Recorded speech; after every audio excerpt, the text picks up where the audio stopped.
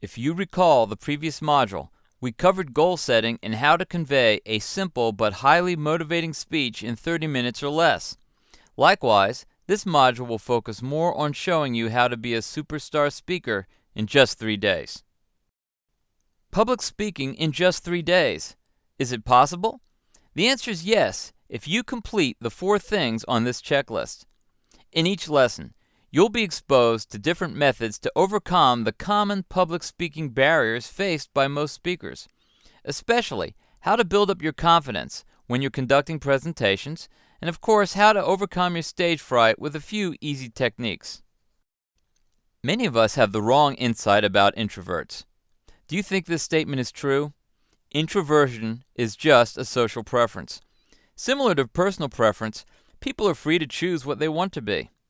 Some people choose to be extroverts, and of course, there's people who prefer to be introverts. But being an introvert does not mean that you can't speak in front of a crowd.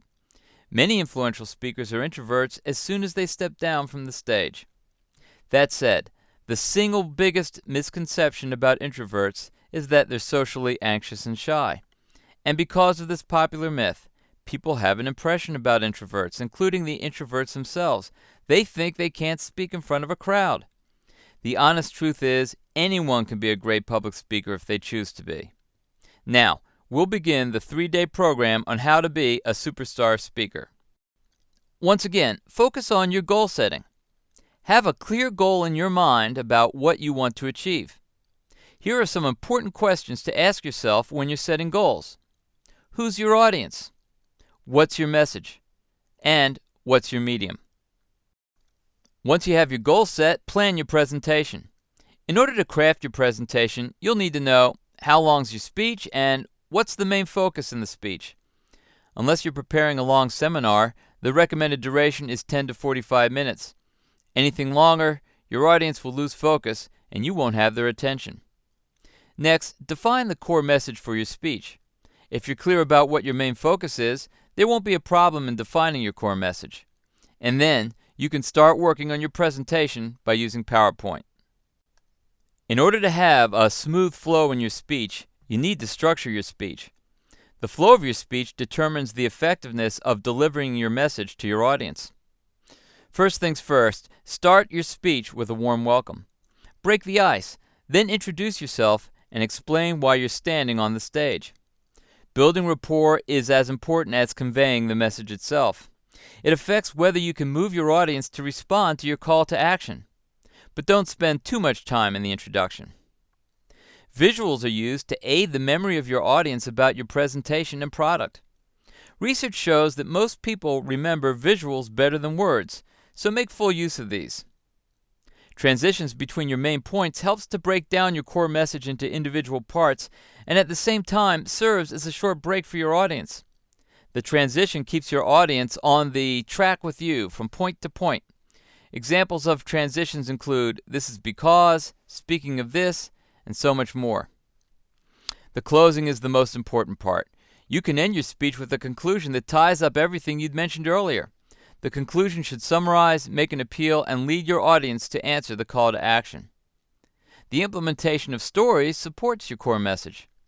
People have a greater impression about something when there's a story.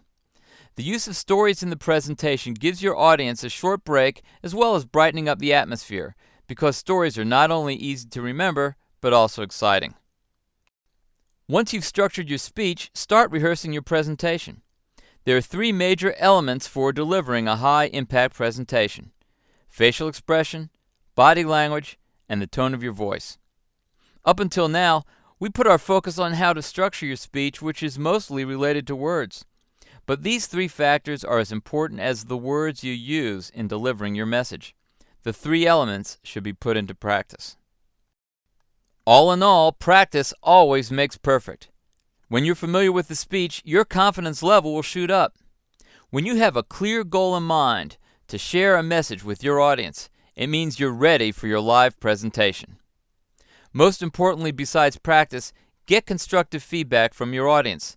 The feedback, no matter positive or negative, will help you improve your public speaking skills. Remember, be ready to receive any kind of feedback and learn from your mistakes. Here we are at day 2 of the program. Figure out your own style of speaking and personality. No one's the same. We're all born different. There's no need to follow what other speakers do, but learn from them, their techniques, body language, tone of voice, and so much more. So, avoid copycat speeches. Imagine you're in a seminar now, with a speaker telling you about something monotonously. Or, imagine you're in a lecture hall, listening to your lecturer teaching in a neutral tone, with no excitement about his subject. Do you still want to be in the room? You can barely remember what the person's talking about. So, avoid a monotone when you're delivering your presentation through practice. Dressing up is one of the ways to illustrate your style. People always remember your first impression before they get to know you personally. So, beware of your appearance. Dress smart or formal. You can always wear a coat, blazer, or suit. Wearing a coat will always make you stand out among the crowd. There's a need for you to appear as an authority among your audience, so that your audience can recognize you straight away when they look at you. It's worth mentioning once again, first impressions are important when you meet someone for the first time. Always be neat and presentable, because this creates a positive appeal to your audience. There are many ways to style a speech. Choose the one that makes you feel the most comfortable and suits you best in presenting yourself. No one knows you better than you yourself. Don't force yourself to become someone you're not. After deciding your own style of speech, be confident in your style. Then your positive energy will be passed down to your audience, and they'll be more likely to listen to you. Humor is a great way to liven up the atmosphere in the room, but don't overuse jokes in your presentation, or else people will be distracted from the track. Don't make fun of others in your jokes. Instead, use self-deprecating humor. If your jokes fail to make your audience laugh, don't be discouraged. Let's have a quick glance on the jokes. There are some principles to remember when you're approaching this style of humor. Be sure to use a clean joke. Don't share jokes that are sexual, dirty, or offensive. In an unofficial context, when you're talking to your friends, people don't mind sexual jokes, but it's totally different when you're on a stage. Stereotyping is a serious problem even now, but in a seminar, remember that racism and bigotry will definitely offend your audience. Your audience might consist of people from different backgrounds and cultures, so you need to be sensitive. You've done all the preparation in the last 2 days. Now you'll need to practice a 5-minute speech in front of a small group on your 3rd day. It will be good to record your voice and speak on the computer's microphone. Imagine you're presenting your speech in a live presentation. Through the recording, you can find out the mistakes you made and learn from them. When you're conducting a presentation, one of 2 things will happen. Either your presentation will take up more time than you think, or your presentation will be finished earlier than you scheduled. The timing of your presentation is always unpredictable. When you come across this problem, you can use this spontaneous response to end it on time. If you finish your main presentation ahead of time, this is a good problem to have. You'll have more time to open up the floor for your question and answer session with your audience, or make full use of the free time left by sharing 1 or 2 stories as a bonus. So always prepare 1 or 2 backup stories. If you encounter the second problem, it definitely is not a good thing.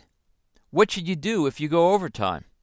To prevent this problem, rehearse before the actual presentation and check your timing. Always time your presentation when you rehearse. With enough practice, you can predict the total time taken and make some changes and tune your presentation accordingly. Start off by removing the fluff and take off less important points to shorten the presentation. But don't throw away all the ideas you can't present.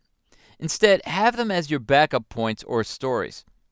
Whether you're rehearsing or during the actual presentation, you can always have a timekeeper to warn you 15 minutes and 5 minutes before your time is up. Unexpected things always happen, so as a public speaker, you'll need to act spontaneously in different scenarios. If you're out of time, but you're still on stage, what do? You can jump straight to the conclusion and call for action. Although you may not have enough time, make sure you take all the important points and summarize them. Then conclude with a call to action. Second, apologize for running out of time and ask a member of the audience to meet you at the backstage for further inquiries. Some of the audience may be interested to buy your product after the presentation. Do not hesitate to give them a call to action, even though you're not on stage. Have you noticed when others are presenting, they tend to have the and ah as they speak? These are called brain gaps. There are a few easy steps to eliminate these brain gaps. Keep silent for a while instead of using the or ahs. The audience can understand that you're gathering your thoughts in your pauses. To further avoid this, you can keep small notes with key points in your pocket. People tend to have brain gaps when they're nervous as well, so breathe normally and speak slowly to calm yourself down.